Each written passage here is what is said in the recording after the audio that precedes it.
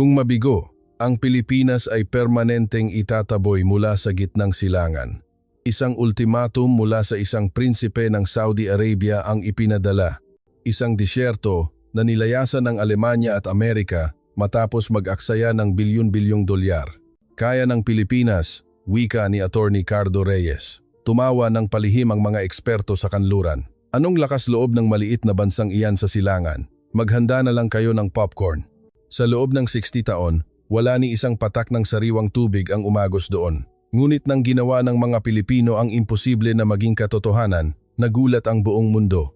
Simula ngayon, ang Pilipinas ay aming kapatid. Ano ang nangyari sa lugar na sinukuan ng pinakamalaking superpower sa mundo? Naiisip ba ninyo? Ito ang kabalintunaan. Ang langis ay umaapaw, ngunit ang isang patak ng tubig ay mas mahal pa sa ginto. Ako si Hamdan bin Rashid Al Zahrani at nabuhay ako ng 82 taon sa rehiyon ng Al Nafud sa Saudi Arabia. Ako ay isang malayo ngunit kagalang-galang na kamag-anak ng pamilya ng hari at ang direktor ng lokal na ahensya sa yamang tubig, ngunit ako ay isang walang magawang lolo na hindi makakuha ng tubig para iligtas ang aking sariling apo. Direktor Hamdan, 6 na buwan na lang ang nalalabi kay Raya. Kung walang malinis na tubig, hindi na siya magtatagal. Ang labi ni Raya, na may 7 taong gulang at nakaratay sa sakit, ay tuyong parang papel. Para sa batang may sakit sa bato, ang tubig ay buhay mismo, ngunit wala kaming iba kundi maalat na tubig. Ang aming rehiyon ng Al Nafud ay nagdurusa sa matinding kakulangan ng tubig sa loob ng 65 taon. Tuwing 4 ng umaga, gumigising ako bago pa tumunog ang alarm. Kapag nakaligtaan ko ang oras ng rasyon ng tubig, kailangan kong mabuhay ng walang tubig sa buong araw. Ikakarga ko ang 15 na walang laman na polytank sa aking lumang pickup truck. Pagkatapos magmaneho ng 15 kilometro patungo sa pinagkukunan ng tubig, halos 200 tao na ang nakapila. 10 litro bawat tao bawat araw, iyon lang ang lahat. Ang aming tubig sa ilalim ng lupa ay may 4.5% na konsentrasyon ng asin. Mas maalat pa ito kaysa sa tubig dagat. Ito ay isang sinumpaang tubig na mas lalo kang nauuhaw kapag ininom mo. Ang aking 88 taong gulang na lola, si Fatima, ay laging may sinasabing kakaiba.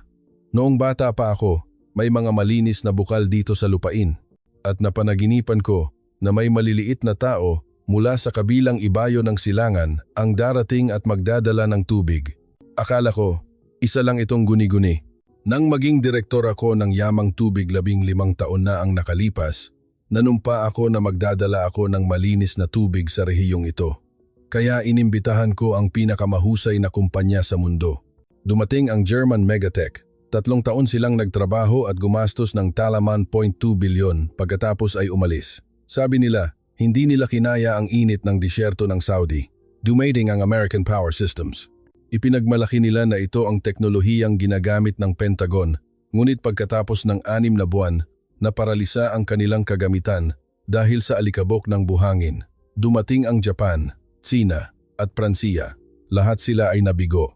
Sa loob ng 15 taon, 5 bansa ang sumubok at 2 bilyon ang inilibing sa disyerto, nauuhaw pa rin kami. Iyon ay isa ring ordinaryong umaga. Pumasok ang isang opisyal na humihingal. Direktor, masama po ang balita.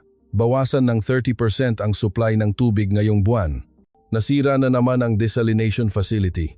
Ibinagsak ko ang aking kamay sa mesa.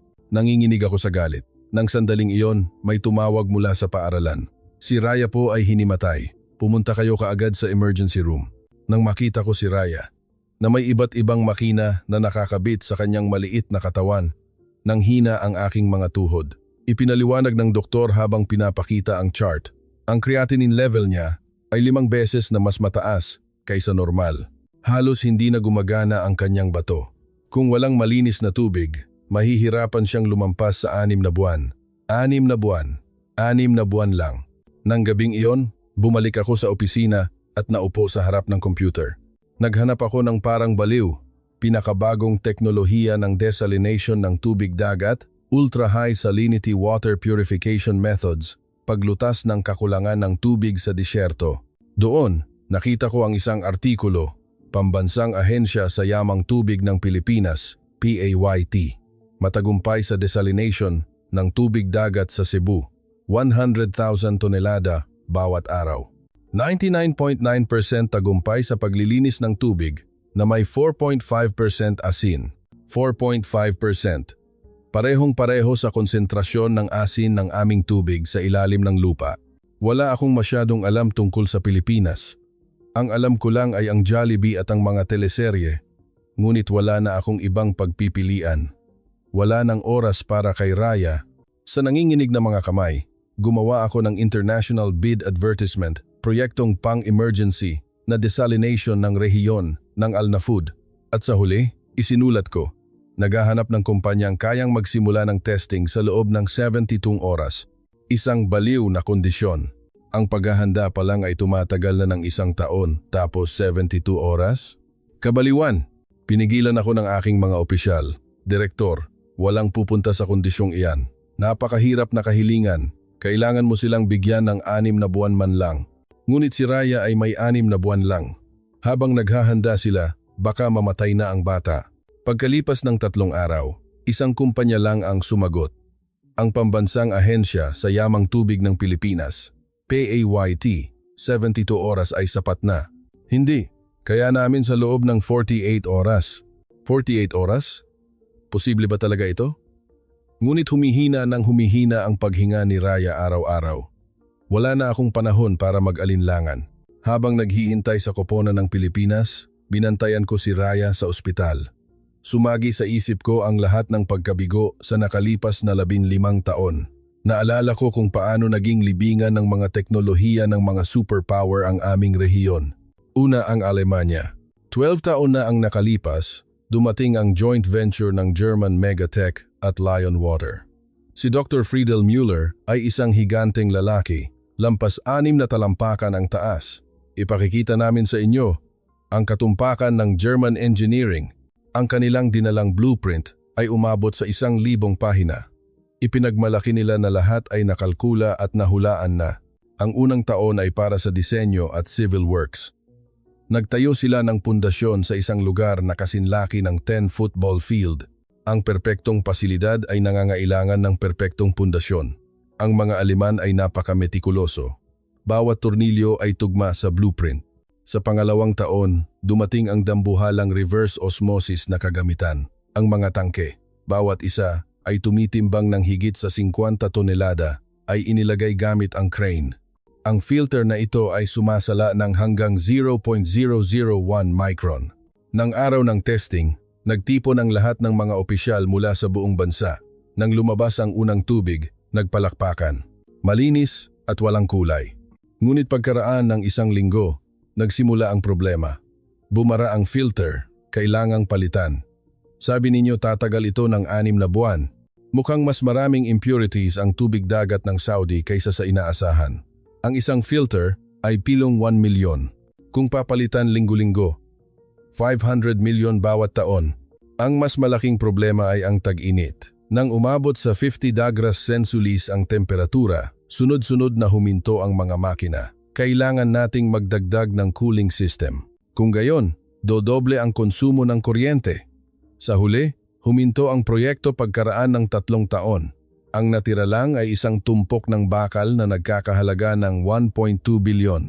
Pangalawa ang Amerika, iba ang kanilang diskarte. Gumamit ang American Power Systems ng modular system, patakbuhin lang kung ano ang kailangan. Ipinagmalaki ni Steve Anderson, isang engineer, na may kumpiyansa. Ito ang teknolohiyang ginagamit sa mga submarino ng US Navy. Gumagana kahit sa ilalim ng dagat. Inilagay ang 20 container size na module. Bawat isa ay isang smart system na gumagana ng mag-isa. Sa unang 3 buwan, perpekto ito. 50,000 tonelada ng malinis na tubig ang nagagawa araw-araw. Ngunit nagbago ang lahat pagkatapos ng unang sandstorm. Ang lahat ng electronic board ay nasunog. Paano nakapasok ang buhangin? Nakasara naman ito. Ang buhangin na 0.1 micron ay hindi mapipigilan. 30 engineer ang ipinadala mula sa US. 1 buwan nilang sinuri ang sanhi. Ngunit walang solusyon. Kailangang i-redesign ito para sa disyerto.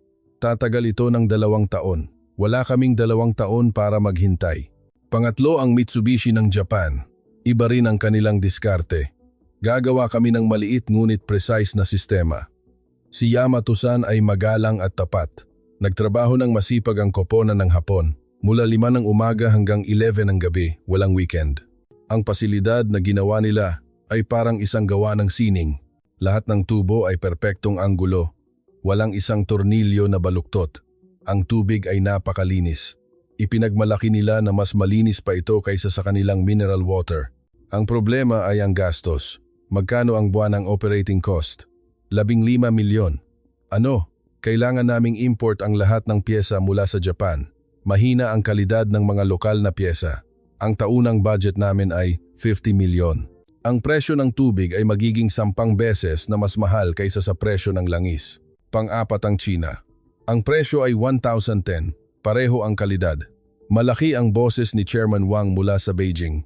Totoong mura, 1,010 ng presyo ng Alemanya. Mabilis din ang konstruksyon. 500 sinong manggagawa ang dumating at tinapos ito sa loob ng 3 buwan. Nang unang araw ng operasyon, malakas na umagos ang tubig. Ang galing ng China, naghiyawa ng mga tao. Ngunit pagkaraan ng 1 linggo, naging kakaiba ang kulay ng tubig. Naging dilaw at nangamoy. Kinakalawang ang mga tubo, mura ang material. Pati ang filter ay peke, puno ng butas. Kinailangang tanggalin ang buong pasilidad pagkatapos ng 6 na buwan. Ang Veolia ng Pransiya ay mas nakakabaliw. Sabi nila, sila ang pinakamalaking kumpanya ng tubig sa Europa, ngunit inubos nila ang 1 taon sa pagdidisenyo lang. Ang perpektong disenyo ay 90% ng tagumpay. Sa tingin ko, 300 beses silang nagpulong. Umiinom lang ng kape at nag-uusap, walang ginagawa. Sa huli umalis sila, nag-iwan lang ng blueprint. Masyadong matindi ang kondisyon dito. Dumating din ang mga kumpanya mula sa Israel.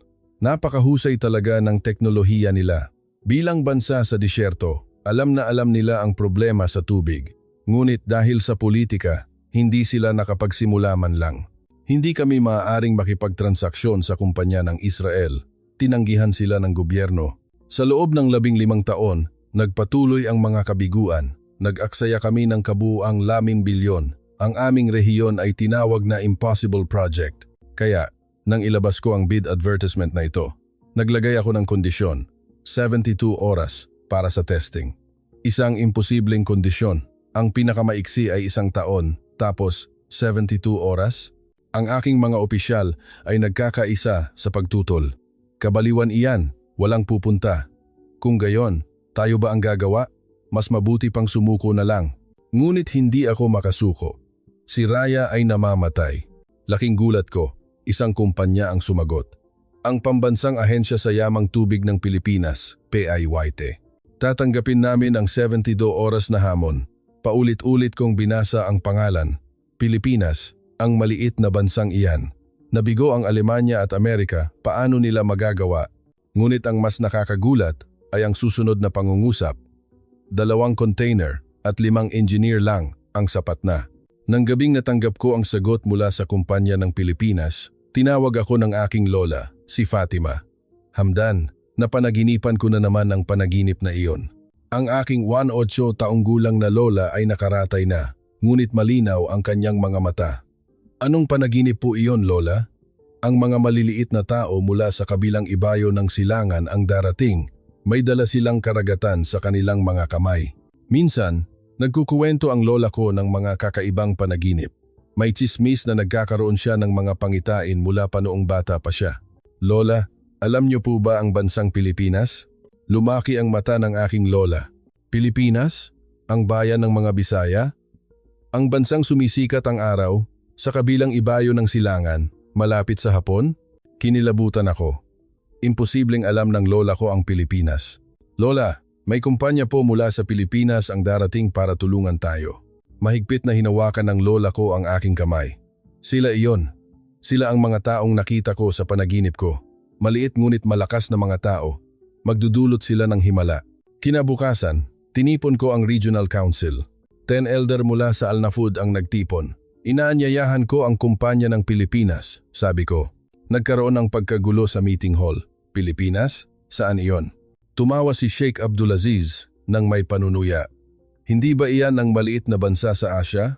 Ang bansang gumagawa ng adobo at mga love team? Niyakap ng Vice Director ang kanyang mga braso. Nabigo na nga ang Alemanya, ano pa ang magagawa ng Pilipinas? Sayang lang ang oras. Sunod-sunod ang pagtutol. Inasahan ko na ito. Mga Ginoo, si Raya ay namamatay. Tumahimik ang meeting hall. Ang ating mga anak ay nagkakasakit sa maruming tubig. Susuko na lang ba tayo? Bumuntong hininga si Konsehal Khalid. Hamdan, alam namin iyan. Ngunit 15 taon na tayong nabibigo. Ano ang garantiya na mag-iiba ngayon? Wala. Ngunit kailangan nating subukan.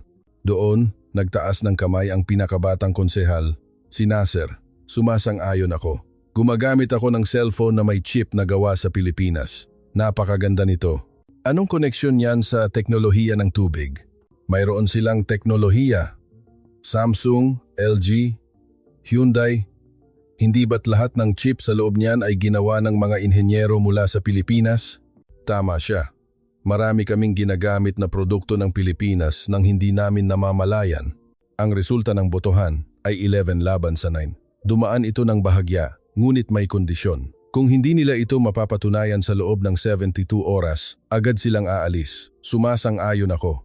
Nang hapong iyon, nagpadala ako ng formal na imbitasyon sa PAYT. Dumating agad ang sagot, darating kami pagkatapos ng 3 araw. Attorney Ricardo Reyes, team leader at 4 na kasama. 5 tao lang. 50 ang dumating sa Alemanya, 30 sa Amerika. Nag-alala ako, ngunit nagpasya akong magtiwala. Ngunit pagkaraan ng 2 araw, may kakaibang nangyari. Biglang bumangon si Raya at nagsalita. Lolo, napanaginipan ko. Ang dagat ay lumalakad patungo sa disyerto. Ang dagat ay lumalakad? Oh, binitbit ng maliliit na tito-uncle ang dagat sa kanilang likod. Si Raya, tulad ng kanyang lola, ay nakaranas ng parehong panaginip. Ang mas kakaiba ay ang reaksyon ng mga taga-baryo. Ang anak ko rin ay may ganoong panaginip. Ang tubig daw ay bumababa mula sa langit. Nagkaroon ng pakiramdam na may espesyal na mangyayari. Dumating ang araw ng pagdating ng koponan ng Pilipinas. Pumunta ako sa King Faisal International Airport para salubungin sila. Sa totoo lang, wala akong masyadong inaasahan. Akala ko, mabibigo na naman ako. Ngunit nang lumabas ang mga tao mula sa gate, lalo akong nadismaya. Lahat sila ay pandak. Ang pinakamatangkad ay mga 5'9" lang. Ang dala nilang gamit ay kakaunti at mukhang luma, isang suitcase at 2 o 3 cardboard box. Magandang araw. Ako si Cardo. Lumapit ang taong sinasabing team leader at nakipagkamay. Mukha siyang 45 anyos, parang isang ordinaryong empleyado ng gobyerno. Iba talaga sa mga muscled na engineer na Aleman. Ito lang po ba ang kagamitan ninyo? Ay, ang 2 container ay darating bukas. Sapat na iyon. 2 container? Ang Alemanya ay nagdala ng 30. Habang papunta sa dormitoryo mula sa airport, biglang nagsalita si Attorney Cardo sa wikang Arabe. Assalamualaikum. Ang kanyang bigkas ay perpekto. Ang galing niyo pong mag-Arabe. Kaunti lang. Natutunan ko po noong project namin sa Kuwait. Sa Kuwait? Opo. Nalutas din namin ang katulad na problema doon. Nagkaroon ako ng kaunting pag-asa. Pagkatapos mag-iwan ng gamit sa dormitoryo, sinabi ni Team Leader Cardo na gusto niyang makita ang lugar. Dinala ko siya sa pasilidad na iniwan ng Alemanya, na ngayon ay isang ruins na. Ang mga kinakalawang na tubo at sirang tangke ay nakatayo ng nakakatakot. Libingan ng mga pagkabigo, sabi ko ng may kapaitan. Tumingin-tingin si Team Leader Cardo sa paligid at dahan-dahang nagsalita. Maraming magagamit dito. Ano? Basura na po ang lahat ng ito. Ang mga tubo, ayos pa. Maaring gamitin ang mga tangke kung linisin. Ang ibang miyembro ng koponan ay siniyasat din ng maigi. Maari pang gamitin ang mga pasilidad ng kuryente Enger. Noel, mukhang matibay ang pundasyon. Sabi nga, gawa ng Aleman. Nakita nila ang posibilidad sa gitna ng mga nabigong labi. Mas nakakagulat pa ang nangyari sa hapunan. Nang inihanda namin ang aming tradisyonal na kabsa, sinaunang handaan, nagsimulang kumain ang koponan ng Pilipinas gamit ang kanilang kamay. Tama po, ganito ang tamang pagkain, hindi ba? Paano niyo po nalaman? Pinag-aralan po namin ang kultura ng Saudi Arabia. Gusto naming magpakita ng respeto. Ang koponan ng Aleman ay humingi ng fork at ang koponan ng Amerika ay naghanap ng burger. Pagkatapos kumain, nagsalita si Team Leader Cardo nang may seryosong mukha.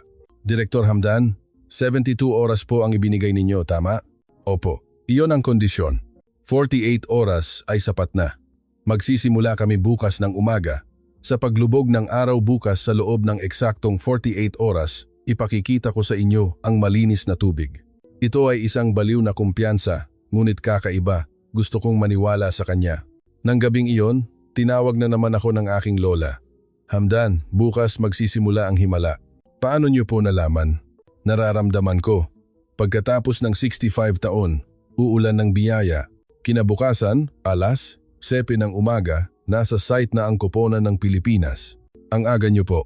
Wala kaming oras. 48 oras lang, Attorney Cardo. Nakasuot na si Team Leader Cardo ng damit trabaho. Ipinakilala sa akin ang iba pang miyembro, si Dr. Maria Santos. Siya ang bahala sa AI system, si Enger, Benjo Cruz, eksperto sa new material filter. Si Enger, Noel Zamora, electrical control. Si Mangjun Soliman, mechanical equipment. Lahat sila ay nasa early 40s, hindi masyadong bata, hindi rin masyadong matanda. Ang pinakamay karanasan na edad, alas 8 ng umaga, dumating ang 2 container. Ito lang po ba? Opo. Ang mga core equipment lang ang dinala namin. Nang buksan ang container, lumabas ang mga kagamitan na nakakagulat na maliit. Ano po ito? Ito ang Smart Desalination Module na binuo ng PAYT sa loob ng 10 taon. Kasinlaki lang ito ng refrigerator, ngunit mukhang mabigat.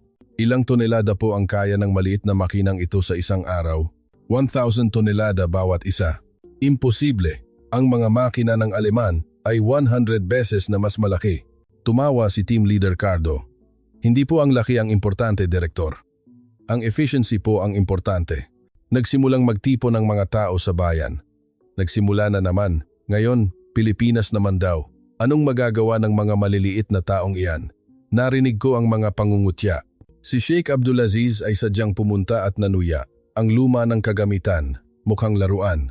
Magalang na yumuko si Team Leader Cardo. Sheikh, bigyan niyo lang po kami ng 48 oras. Hintayin po ninyo. Walang kabuluhan. 3 taon ang inabot ng Alemanya. Doon, may inilabas si Dr. Maria. Isang bagay na parang puting lamad, white membrane. Ano po iyan? Ito po ang graphene composite filter. Ang Pilipinas ang unang matagumpay na gumawa ng komersyal nito sa mundo.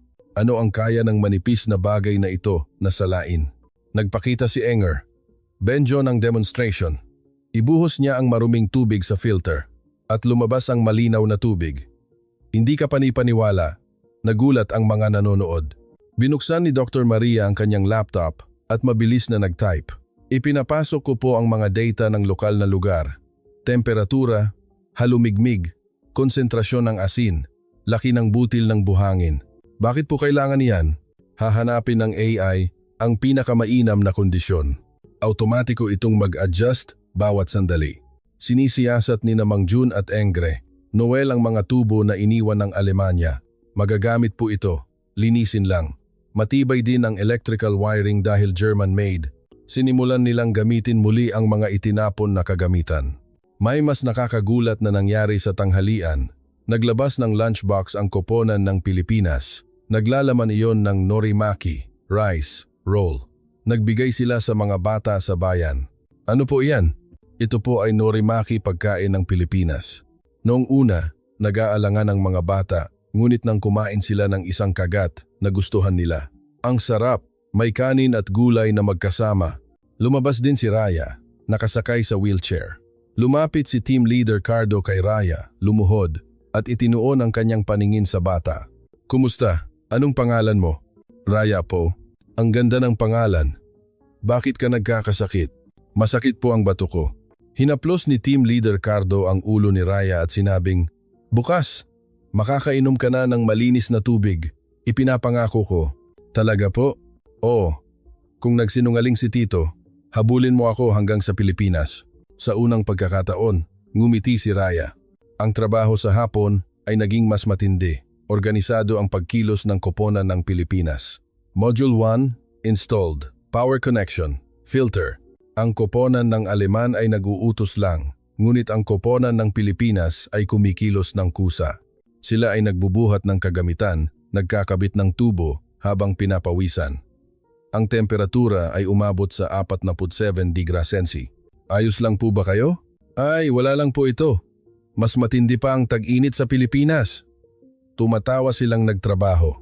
Alas, 6 ng gabi. Natapos ang trabaho sa unang araw. 50% po ang tapos na. Sa loob ng isang araw, ang Alemanya ay inabot ng 6 na buwan para sa disenyo lang. Bukas po ng umaga, magagawa na ang testing.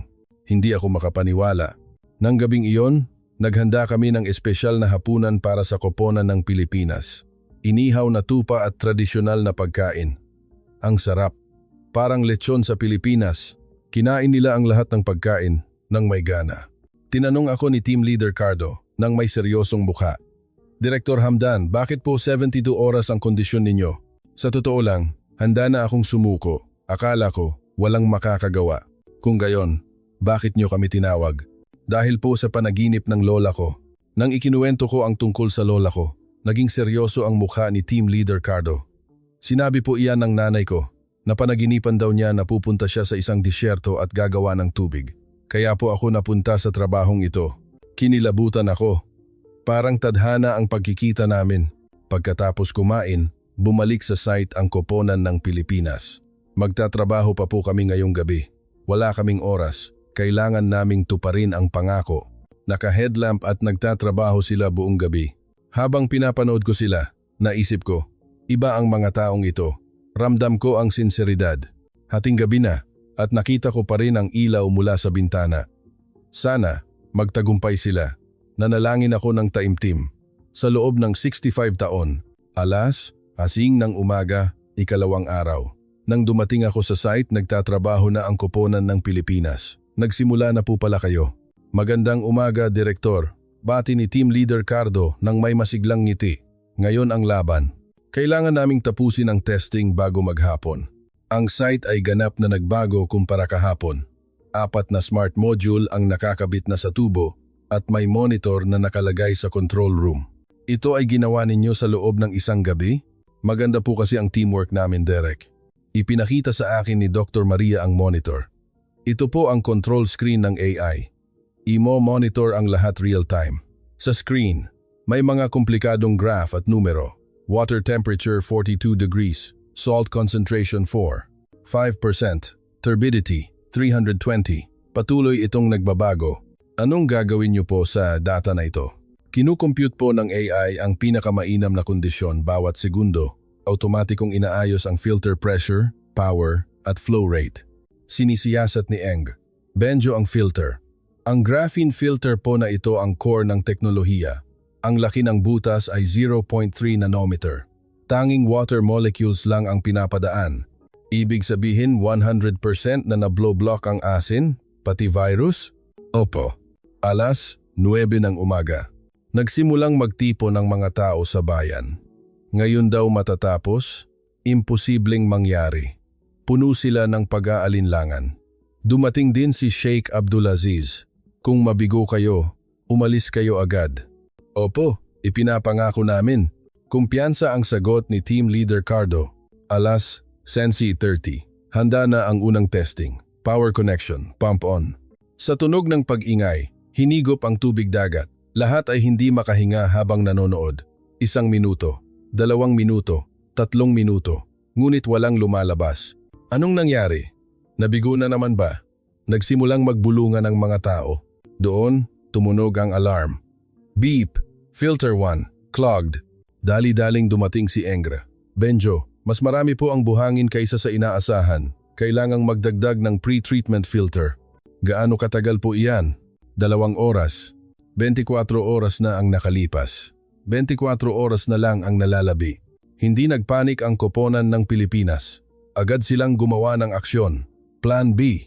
Nagdala si Enger. Noel ng spare filter. Naghanda na kami kung sakaling mangyari ito.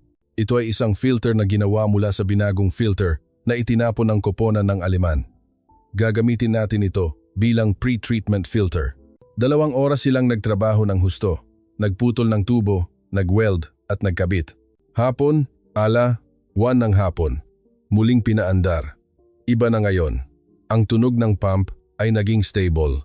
Pagkaraan ng 5 minuto, nagsimulang umagos ang tubig mula sa unang tubo. Ngunit maingay pa rin ito. Maalat pa rin.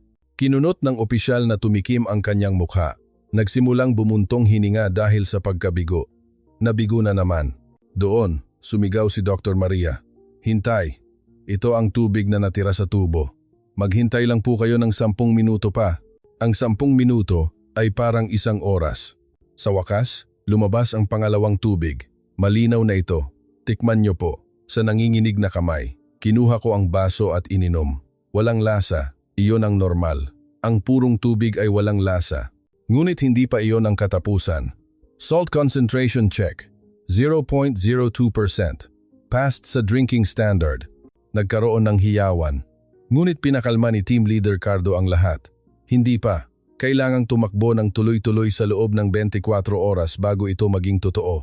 Minomonitor namin ang sistema buong hapon. Bawat oras, sinusuri ang kalidad ng tubig.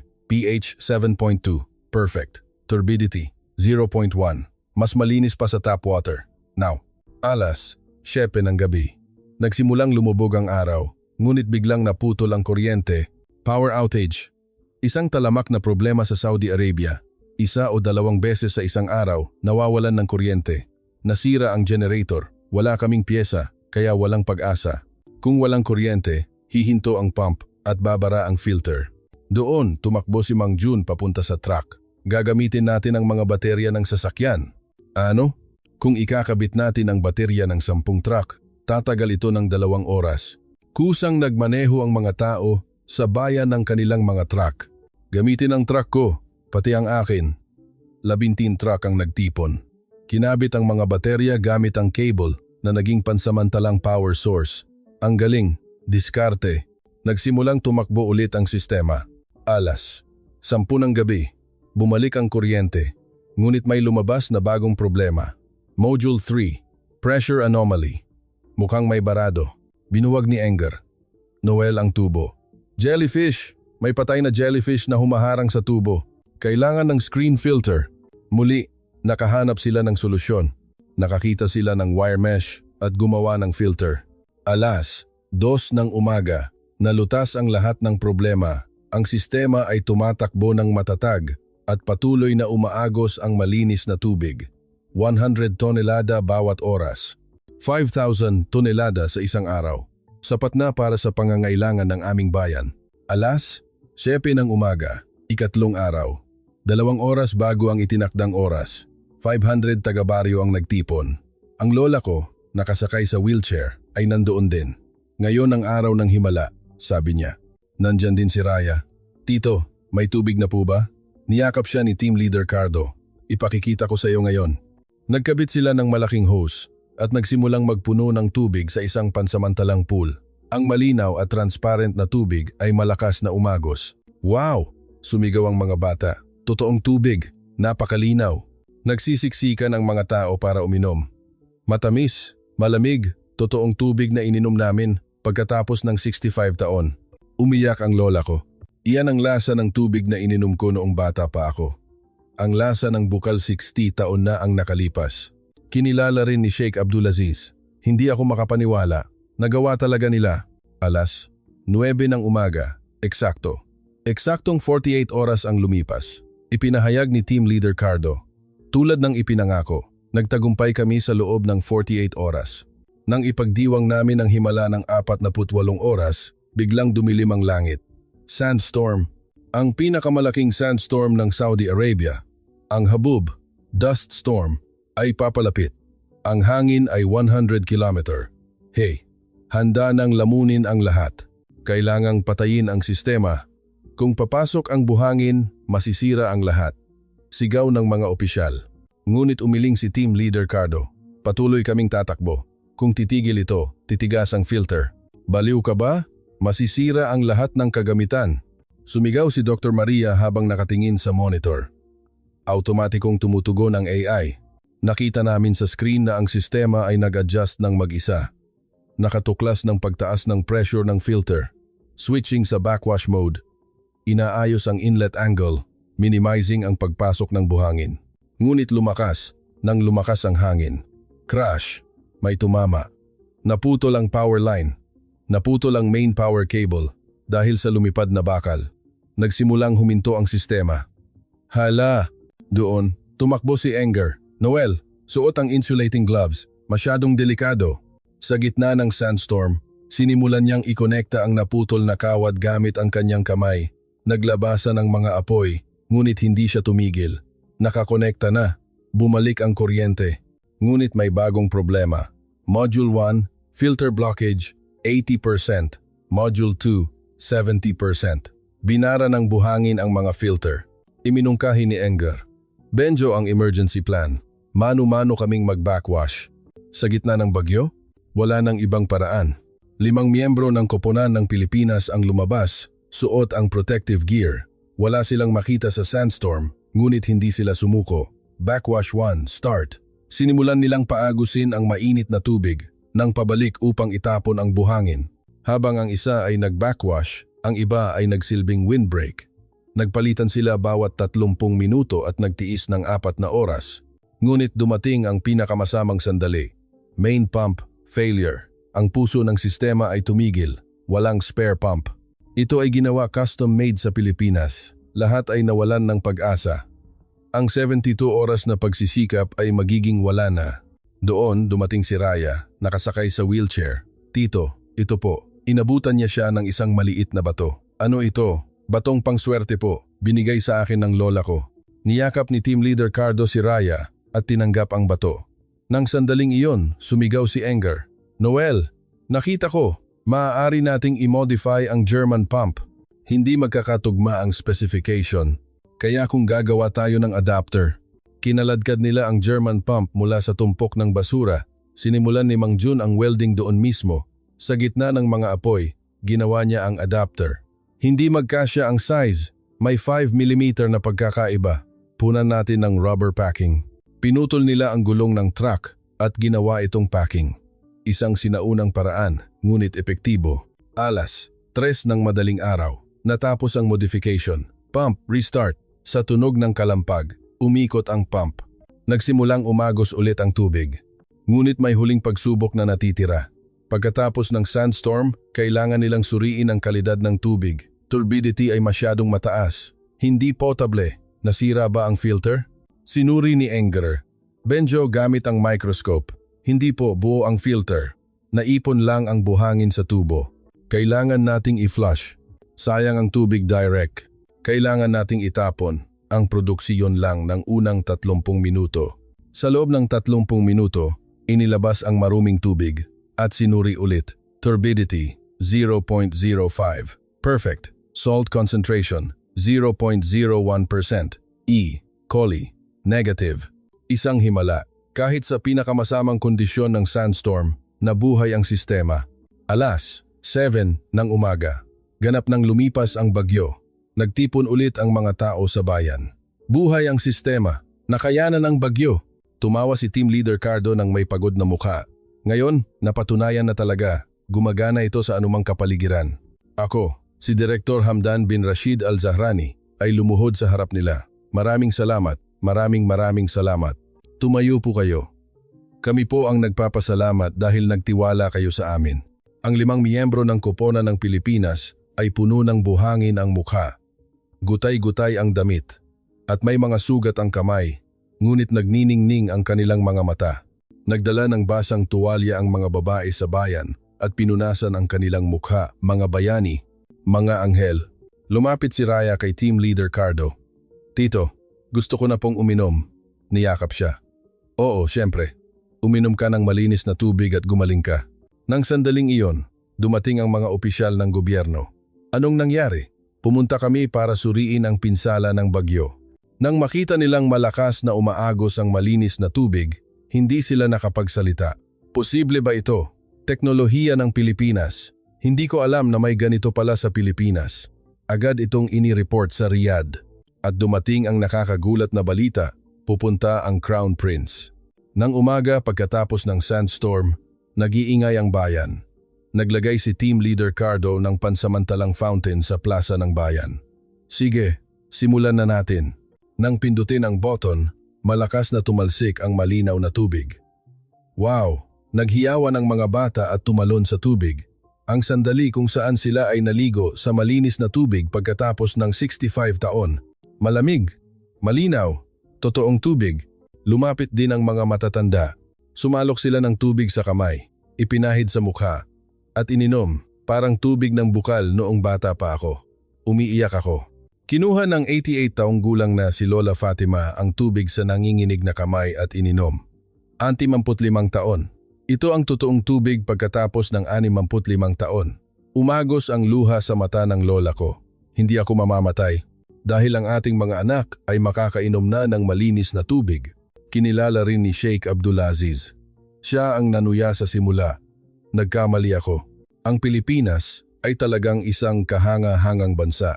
At yumuko siya kay Team Leader Cardo. Salamat. Maraming salamat. Tumakbo ang mga babae sa bayan papunta sa kanilang mga bahay. May dalang tubig. Makakagawa na ako ng totoong tsaa. Ang labada ko ay magiging malinis na. Maililigo ko na ang aking mga anak. Ang pang-araw-araw na buhay na pinangarap nila sa loob ng 65 taon ay naging katotohanan. Tanghali, may nangyaring hindi ka panipaniwala. Tumayo si Raya nang mag-isa at naglakad. Lolo, lumakas po ako.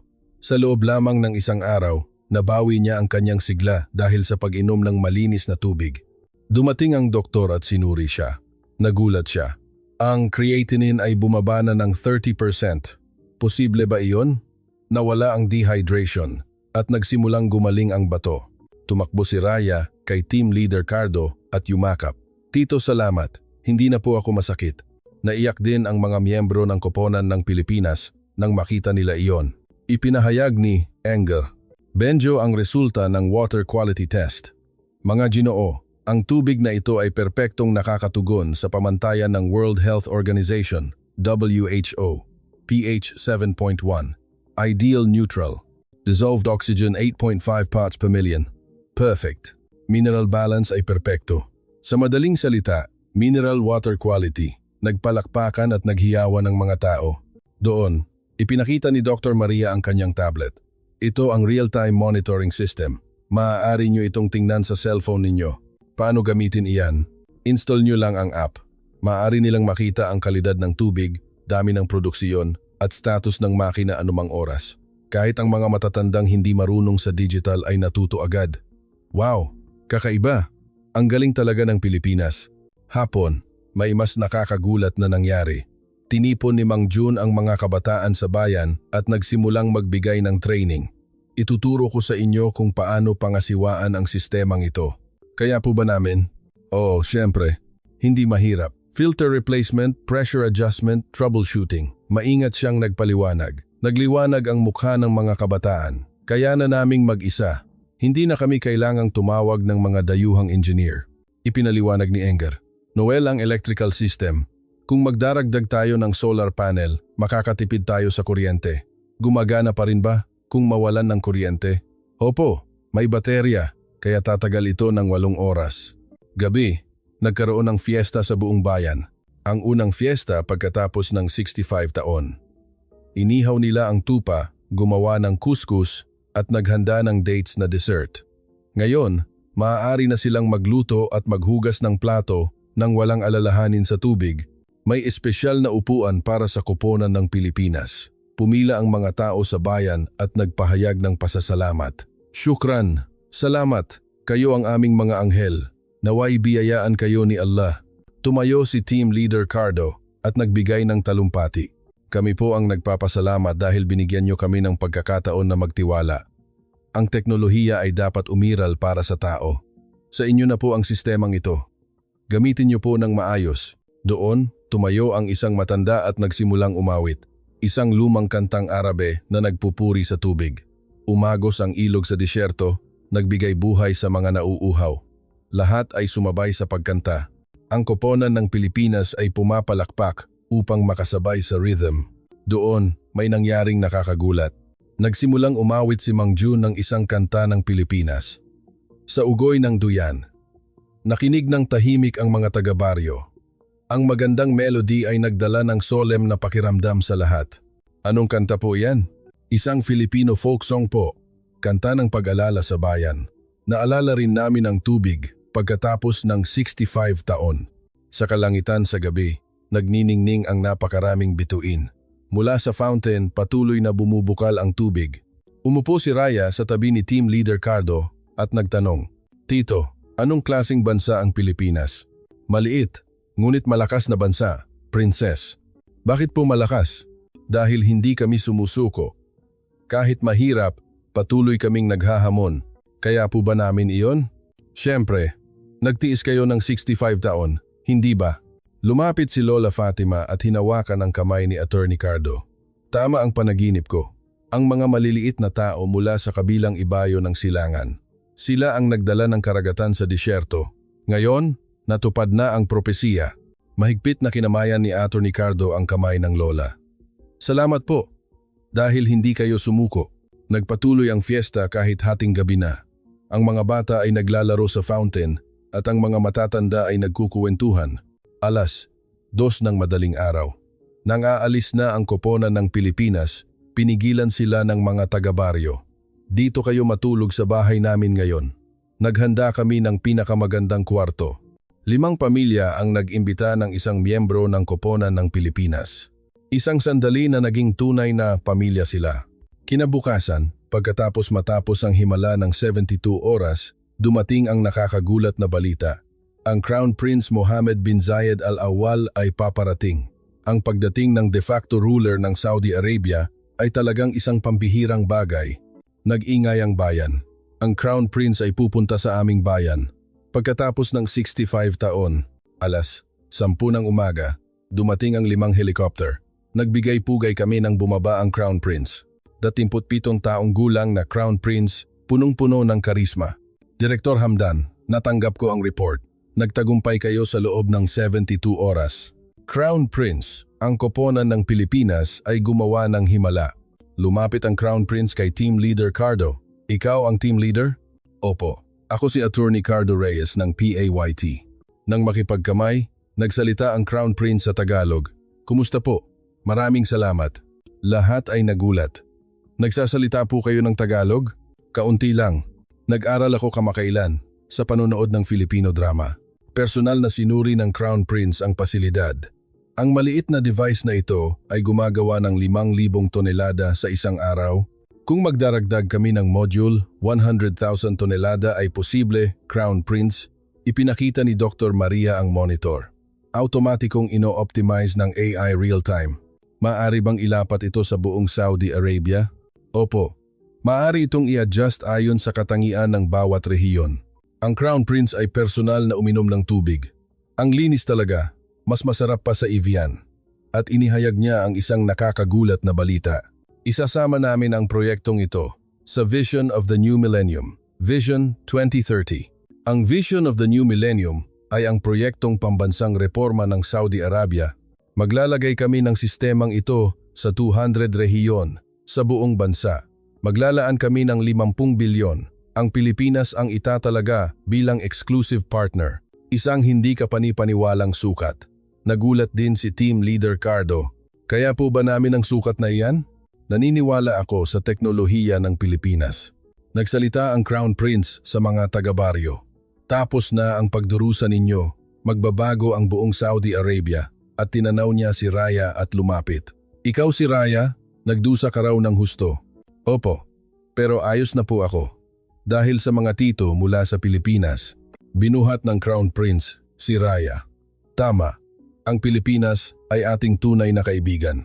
Sa hapagkainan, sinabi ng Crown Prince, "Sa totoo lang, pinapanood ko kayo sa loob ng 15 taon. Nabigo ang lahat ng mauunlad na bansa. Bakit sa tingin ninyo pinili ko ang Pilipinas?" Lahat ay nakinig. Ang Pilipinas ay mahirap ding 15 taon na ang nakalipas. Walang tubig, walang resources, ngunit nagawa nila ang miracle recovery. "Naniniwala ako na kaya rin nating gawin iyon." Sumagot si Attorney Cardo. "Alam din namin ang tungkol sa disyerto. Ang aming reclaimed land sa Manila Bay ay may mataas ding konsentrasyon ng asin, kaya binuo namin ang teknolohiyang ito." Tumango ang Crown Prince. Mahalaga talaga ang karanasan. Pagkatapos kumain, nagbigay ng mahalagang anunsyo ang Crown Prince. Ang Pilipinas at Saudi Arabia ay bubuo ng Water Technology Alliance. Magtatatag ng joint venture company, Saudi-Philippine Water Resource Agency, SAPAT.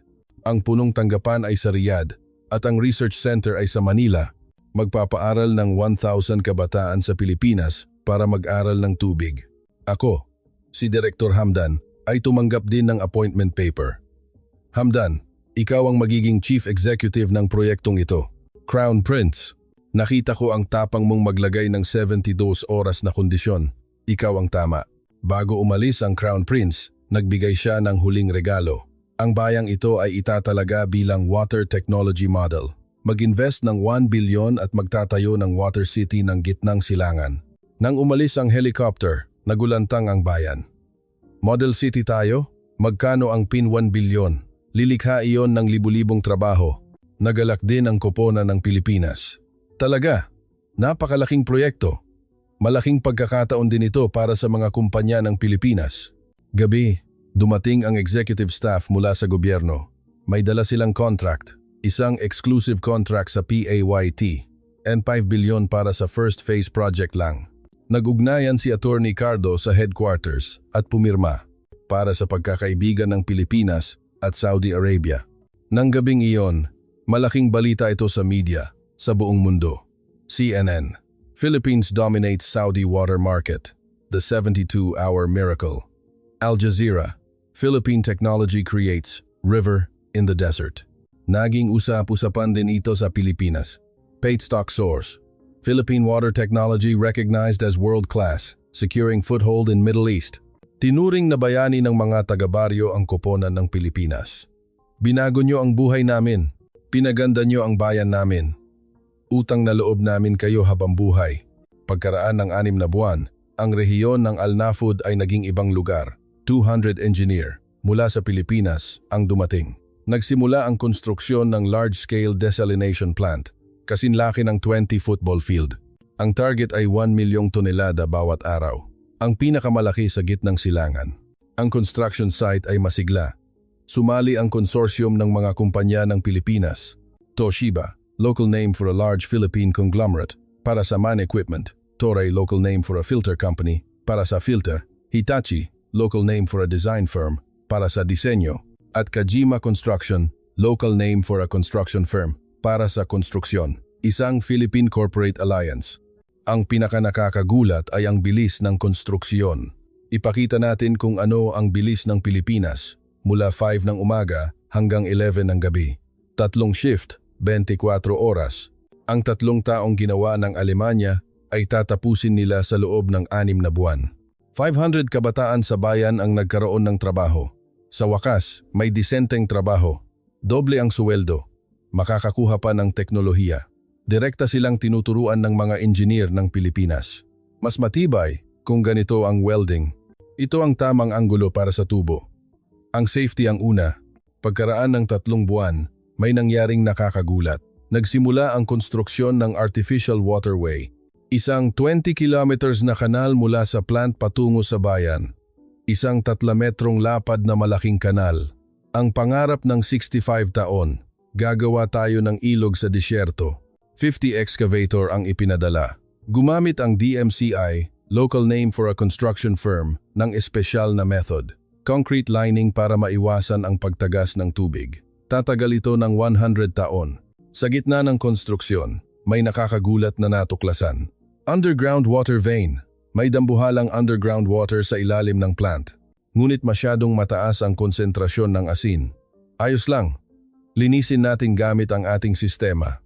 Sa teknolohiya ng Pilipinas, nalinis din ang underground water.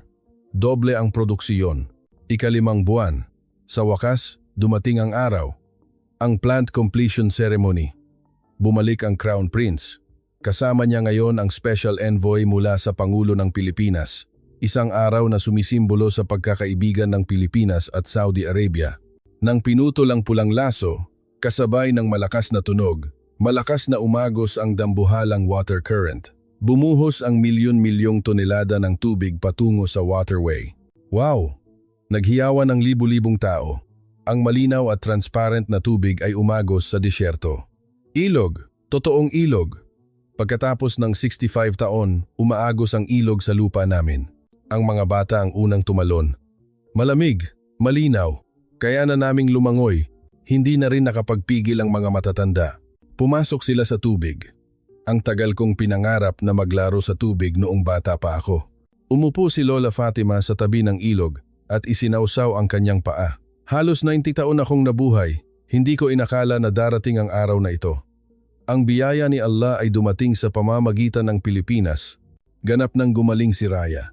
Masaya siyang naglalaro kasama ang kanyang mga kaibigan sa tubig. Mag-aaral ako ng swimming. Dumating si Team Leader Cardo kay Raya. Ang una nilang pagkikita pagkatapos ng isang taon. Raya, talagang gumaling ka na. Tito, miss po kita. Gusto ko pong maging doktor balang araw para tulungan ang mga may sakit. Nang makita nila iyon, naging emosyonal ang mga miyembro ng koponan ng Pilipinas. Sa magkabilang panig ng waterway, nagsimulang magbago ang nakakagulat na lugar. Gumawa tayo ng farm, magtanim tayo ng palm tree, gumawa tayo ng park. Sa suporta ng Pilipinas, nagsimula ang large-scale greening project. Dumating din ang mga eksperto sa agrikultura ng Pilipinas. Binago nila ang drip irrigation ng Israel. Ang agrikultura ay posible na ngayon sa pinakamaliit na paggamit ng tubig. Pagkaraan ng 3 buwan, nagkaroon ng unang harvest. May mga tomato, may cucumber. Ang lettuce ay napakalusog. Pagkaraan ng 65 taon, posible na ang self-sufficiency. Nagkaroon din ng hotel sa bayan. Al Nafud Water Oasis ang brand name. Nag-imbita sila ng mga turista. Pumunta kayo at tingnan ang ilog sa disyerto. Damhin ninyo ang himala ng teknolohiya ng Pilipinas. 10,000 turista ang dumating araw-araw. Marami ring turista mula sa Pilipinas. Ang ating teknolohiya ay gumawa ng ganitong himala. Talagang ipinagmamalaki ko. Ang kita ng bayan ay dumoble ng 100 beses. Wala nang alalahanin sa tubig, wala nang alalahanin sa pera. Ang ating mga anak ay makakapag-aral na sa kolehiyo. Tuwing gabi, may festival sa tabi ng ilog. Ang musikang Pilipino at musikang Arabe ay naghahalo. Ang OPM at Arab music ay magkasamang tumutugtog. Ang mga engineer ng Pilipinas at ang mga taga-baryo ay naging pamilya. Kuya, kapatid, isang tunay na pagkakaibigan na lumampas sa hangganan at wika. Lumipas ang 1 taon. Ang Al Nafud ay isa ng ganap na ibang bayan. Binansagan itong Venice of the Desert. Ang bayan ay muling binuo, nakasentro sa waterway. Ang mga riverside cafe, restaurant at park ay nakahanay. Dahil may tubig, nabuhay ang bayan. Ang pinaka-nakakagulat na pagbabago ay ang agrikultura. Ang disyerto ay naging farm. Tomato export ngayong taon. Dates production ay tumaas ng 3 beses. Ang tamis ng watermelon. Tumulong ang mga eksperto mula sa Philippine Department of Agriculture. Gagawa tayo ng bagong desert farming model. Mag-introduce tayo ng smart farm technology. Ang loob ng greenhouse ay puno ng pinakabagong kagamitan. Automatikong inaayos ang temperatura, halumigmig at pataba. Walang isang patak ng tubig ang sasayangin. Ang paaralan ni Raya ay nagbago rin ng husto. Nagkaroon ng swimming pool at water purifier sa science lab. Kaya na naming gawin ang science experiment ng buo. May swimming class din. Si Raya ay naging class president. Ang pangarap niya ay maging water scientist. Gusto kong tulungan ang mga tao, tulad ng mga tito mula sa Pilipinas. 30 kabataan sa bayan ang umalis para mag-aral sa Pilipinas. Pag-aaralan namin ng mabuti ang teknolohiya ng Pilipinas. Ngayon, kami naman ang magiging eksperto. Sinusuportahan ng PAYT ang scholarship. Nagbigay sila ng dormitory at naglagay ng mentor. Ako, si Direktor Hamdan, ay bumisita rin sa Pilipinas. Sinuportahan ko ang desalination facility sa Cebu. Ito po pala ang orihinal ng aming sistema. Dito nila binuo ang teknolohiya. Bumisita rin ako sa headquarters sa Manila. 2,000 empleyado. Doble ang dami dahil sa project ng Saudi Arabia. Ngayon, nag-export na kami sa buong mundo. Ang pinaka-nakakaantig ay ang research center. Binuo nila ang next generation desalination technology. Ang target ay 50% na pagbawas sa energy consumption. Nagre-research din sila ng bagong teknolohiya na optimized para sa kapaligiran ng Saudi. Pamilya na po tayo. Ang tagumpay ng Saudi ay tagumpay din namin.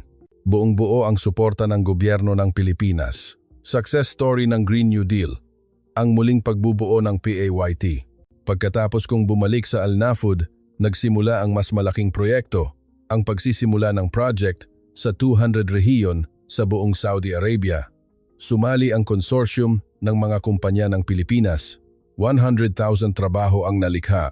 Isang bagong kabanata ng Philippine-Saudi Economic Cooperation. Ang pinakaipinagmamalaki ko ay ang technology transfer. Ngayon, ang Saudi Arabia ay kaya nang gumawa ng mag-isa. 50% ng mga piyesa ay gawa na sa lokal. Isang tunay na coexistence and co-prosperity. Ipinagdiwang ni Lola Fatima ang kanyang 90th birthday. Nagdiwang ang buong bayan. Lola, tama ang hula ninyo. Ang mga tao mula sa kabilang ibayo ng silangan ay talagang dumating. Hinawakan ni Lola ang kamay ni Attorney Cardo at sinabi, "Maaari na akong matulog ng mapayapa dahil ang ating mga anak ay makakabuhay ng walang alalahanin sa tubig."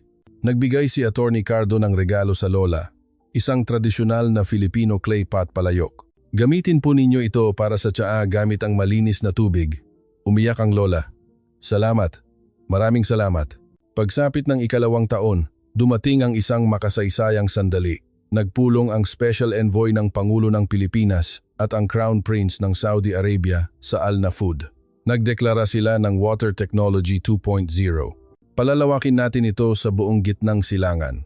Isang mega project na hindi pa nangyayari. Kuwait, UAE, Qatar, Oman, lahat ng bansa sa Gulf ay lalahok. Naniniwala kami sa Pilipinas. Gusto namin ang himala ng Al Nafud. Si Attorney Cardo ay naging regional president ng gitnang silangan. Mabigat ang responsibilidad, ngunit gagawin namin. Umakyat si Raya sa stage at nagbigay ng talumpati. Nagaling siya at nagsalita ng perpektong Tagalog at Arabe. "Halos mamatay ako dahil sa tubig. Ngunit iniligtas ako ng teknolohiya ng Pilipinas. Gusto kong iligtas ang iba ngayon. Mag-aaral ako sa Pilipinas at magiging water scientist ng Saudi Arabia." Nagkaroon ng standing ovation mula sa mga naroroon. Pagkatapos ng pagpupulong, inihayag ang mga konkretong plano. Pagtatatag ng Saudi Technology Institute, Student Exchange Program ng 10,000 kabataan, Green Hydrogen Production Cooperation, at ang pinakamalaking desalination facility sa mundo para sa Future City NEOM. Ako, si Direktor Hamdan, ay naging chairman ng Middle East Water Committee. Hindi ko inakala na ang 72 oras na hamon ay magdudulot ng ganitong resulta. Ang PAIT ay naging isang global company. Lumampas sa SAMI 1 trillion ang market capitalization nito at naging number 1 water company sa mundo. Ngunit ang talagang mahalaga ay ang buhay ng mga tao. Ang buhay ng 50,000 residente ng Al Nafud ay ganap na nagbago. Advanced country na rin tayo. May pangarap na ang mga bata. May future na. Huling araw, nagkaroon ng farewell dinner. 100 miyembro ng koponan ng Pilipinas ang uuwi. "Huwag po kayong umalis. Dito na lang po kayo." Umiyak ang mga taga-baryo. Hinawakan ni Attorney Cardo ang microphone. "Aalis kami, ngunit ang teknolohiya ay mananatili. Kayo na ang main character ngayon. Kami ay inyong kapatid magpakailanman." Nagbigay ng huling regalo si Lola Fatima. "Ito ang pamana ng pamilya namin. Isang 100 taong gulang na water jar, ang pinakamahalagang sisidlan para lagyan ng tubig. Ngayon, lagyan mo na ito ng malinis na tubig at gamitin." Lumuhod si Attorney Cardo at tinanggap ito. "Ituturing ko itong kayamanan ko habang buhay." Nagbigay si Raya ng liham. "Basahin niyo po ito pagbalik niyo sa Pilipinas." Sa bus patungo sa airport, binasa daw niya ang liham. "Tito, salamat sa pagliligtas mo sa akin. Ngayon, ako naman ang magliligtas sa iba. Magkita tayo sa Pilipinas pagkaraan ng 3 taon. Water scientist na ako." Umiyak daw si Attorney Cardo. Kahit ngayon, umaagos pa rin ang malinaw na ilog sa Al Nafud, Saudi Arabia. Ang himala ng teknolohiya ng Pilipinas na lumutas sa 65 taong pagkauhaw sa loob lamang ng 72 oras. Hindi lang ito tagumpay ng teknolohiya, ito ang resulta ng pagtitiwala na lumampas sa prejudice, ng pagkakaibigan na nilikha ng sinseridad, at ng diwa ng Never Say Die na Philippine Spirit Bayanihan, Diskarte. Ako, si Direktor Hamdan, ay ngayon ang Chief Executive na lumulutas sa problema ng tubig sa buong gitnang silangan. Ang binigay ng Pilipinas sa amin ay hindi tubig, kundi pag-asa. Si Raya ay nag-aaral ngayon sa Pilipinas. Ikalawang taon na niya sa Environmental Engineering sa UP Diliman. Magpapatuloy siya sa PhD program pagkaraan ng 3 taon. Ang pangarap ko ay tulungan ang mga bansang nagdurusa sa kakulangan ng tubig sa buong mundo. Si President Cardo ay bumibisita pa rin sa Al Nafud bawat taon. Iyon ang pangalawang bayan ko. Si Lola Fatima ay 93 taong gulang na ngayon. Masigla pa rin siya, umiinom ng malinaw na tubig at masayang namumuhay. Ang Water Alliance ng Pilipinas at Saudi Arabia ay patuloy na lumalaki. Kumakalat ang teknolohiya ng Pilipinas sa Africa at South America. Ang kwento ng himala ng 72 oras ng Pilipinas na gumawa ng imposible na maging posible. Ano ang masasabi ninyo? Ang maliit na bansang Pilipinas ay nagulat sa mundo. Ang teknolohiya ay mahalaga, ngunit ang puso ng tao ang mas mahalaga. Kung saan nabigo ang kayabangan ng Alemanya, ang overconfidence ng Amerika at ang formalism ng Japan, ang kapakumbabaan at sinseridad ng Pilipinas ang nagdulot ng himala. Mga kababayan, maliit man tayo, malakas tayo. Kung hindi tayo susuko at patuloy na maghahamon, kaya nating gawin ang lahat. Kung naantig kayo sa kahangahangang kuwentong ito, paki-like at subscribe sa channel. At paki-share ang video na ito para maikalat ang kadakilaan ng teknolohiya ng Pilipinas na nagdudulot ng himala sa buong mundo. Dapat malaman ng buong mundo ang ating pride. Magkita-kita tayo sa susunod na kwento ng himala ng Pilipinas. Maraming salamat.